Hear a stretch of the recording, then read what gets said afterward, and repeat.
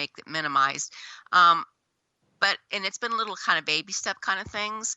But I just kind of, like you said, went with my instincts. First, I just had a desire. And once I took the desire into an intention, then I had to just be willing to just trust, basically. And that can be very difficult, especially if you've had some bad experiences, which all of us have.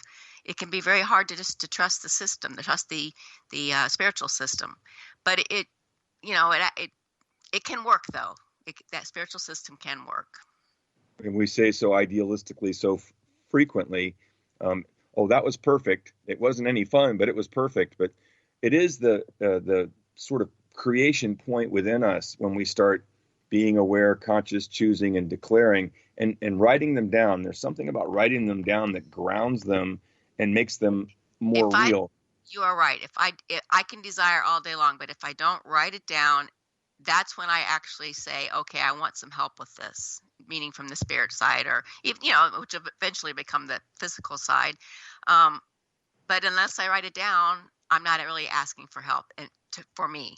So it's that declaration, like the Declaration of Independence, when it was written and signed, it made it real, and it grounds it too when it comes to energy. This is telling the universe, this is what you truly choose. This is what you want to create. And I want to say something, because a lot of people will say, well, this is what I truly want. Want is kind of a word that means it isn't. Choosing to create is a proactive word, and declaring is a proactive word. It sounds simple, and it sounds like, well, it's just words, Jim. But every time that you put it out there in a certain vibration, not only does it shift what's going on within you, it allows the universe to respond. And so you'll see, for example, walking into a room and there's 10 people there and you're in an upbeat mood, that vibration goes out. If you're in a down mood, that vibration goes out. And your interactions in that time frame are based on whoever you're being, in the same way for intentions and creation. That's true.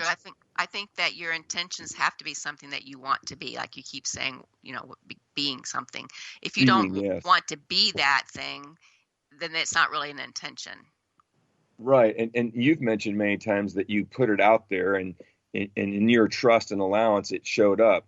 Tell me about something else that showed up, maybe a simple one or maybe a bigger one, that a change that's happened for you by you. Sometimes we have to go at it more than one time. So we might even make the intention and declare it and have to clear some things out or figure out some things for ourselves as we're walking that path of intention we've created.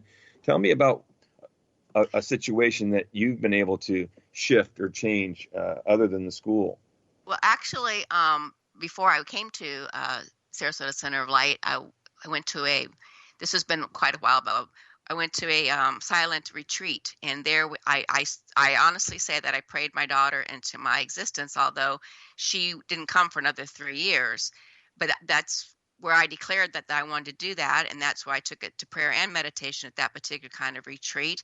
And one thing I didn't do was bring it back and tell everybody that I know, because I didn't want to have to fight all the negative that people would have about me adopting from another country.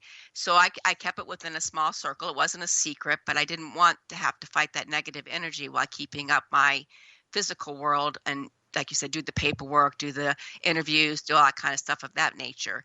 And that was like one of the biggest things that changed my life in my entire life, was when I become a mother. So. Wow. Well, I mean, we're talking about big things here, and it works for little things too every day as far as that's concerned.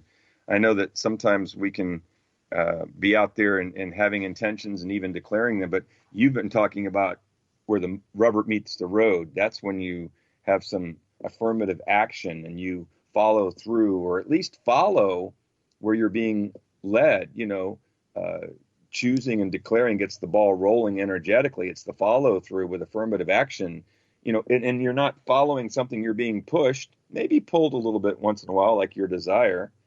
So it's a beautiful thing to hear how you're being very real about finding out what's going on, trying to be quiet, making these decisions, taking the steps. This is the real world. This is the Just Jim approach to what's really going on. And the more we do it, the more we get used to it. I'd like to think that that intentions and going with the flow is kind of like being on a river of life within you in a kayak, and you decide to throw away the paddle.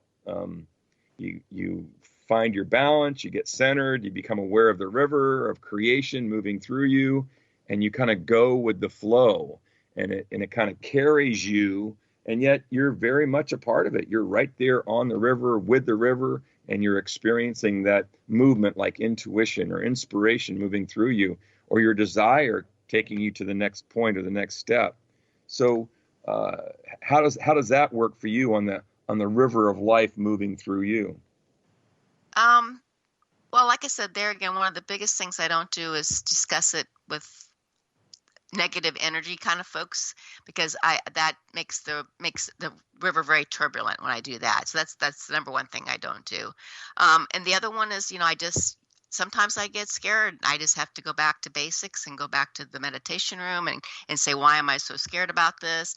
And get some sort of a insight to that. And then usually my fear goes away. As soon as I know why I'm scared, as soon as I figure that out, I usually can resolve that part, because it's usually not that big of a deal.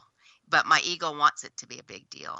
It wants to keep me where I'm always been and doesn't want me to go outside of that. So those would be the two basic things I do. That's beautiful. I mean, I really appreciate you being willing to share not only what your challenges are, but also what you're doing when you meet them. Because, if we all talked about idealistic terms and ideas here on the show, people would go, oh, yeah, well, that works for you. But we're all in the real world doing our thing together. And it's important to recognize that we're going to come up against ourselves and other situations. And that's what we're here for, really. And one of the things I like to use to really get in touch with what I really want or where I want to go, or like you were just saying, stopping because of whatever's going on, is what I call stop, look, and listen. They used to teach that in the defensive driving courses when you came to a railroad crossing. I think I'm dating myself now, but you'd stop, you'd look for the train, and you'd listen for the train's whistle. We're talking about here stopping where you are in your life, just stopping. And like you said, so many people don't. No. And taking a look, but not looking outside yourself, looking inward to your heart and soul's desires, like you were talking about, listening to your inner knowing, intuition, and inspiration, getting in touch with you, who you really are, not being pulled around by life or what's going on, and really remembering what your wishes or your dreams are, what really matters to you, and then creating intentions from this place that's about you, not in a selfish way, but because you're really listening to what, and you're being that point of creation. You're not being pulled around by your life or your circumstances, your situations, and they do affect us. But we turn to that sort of sanctuary within that gives us the opportunity to see and know better what's really going on for ourselves. That's one thing that I read in a Wayne Dyer book, something along the lines of, if you have a problem, that the problem is within you. It's not in the outside world. And that's when you have to look inside to see why this is a problem, because it wasn't a problem for everybody else who passed down the same road. It was a problem for you. How did you look at it? What made it different for you? So that's been like a really big thing that I try to use daily. I forget it sometimes, but I try to use that daily about why is this a problem for me? It's not a problem for Mary Jane over there. So why do I have a problem with it? So. Yeah, we can find our answers within, that's for sure, and our guidance and inspiration from above, or in our connection to whatever we believe. We've both talked about Sarasota Center of Light, and it's a wonderful spiritual center, a metaphysical church, and a wonderful education program there. So we're getting ready to finish up. So I want to let people know that if they wanted to find a little bit more out about Sarasota Center of Light, classes, in fact, there's a classes being taught all the time on things like intention and creation at the center. You can go to our website, www.sarasotacenteroflight.com. And you can also contact me at revjimtoole@gmail.com, revjimtoole@gmail.com. Don't hesitate to send your questions or get in touch with me. Be happy to help in any way I possibly can. I thank you so much for being here, RANIE. I so enjoy having these conversations. I'm glad we've been able to share one with our listeners. I want you to have a beautiful day, and I appreciate you being just Rainey and real with me, and just Jim today. Thanks so much, and God bless to everybody else. Thank you too.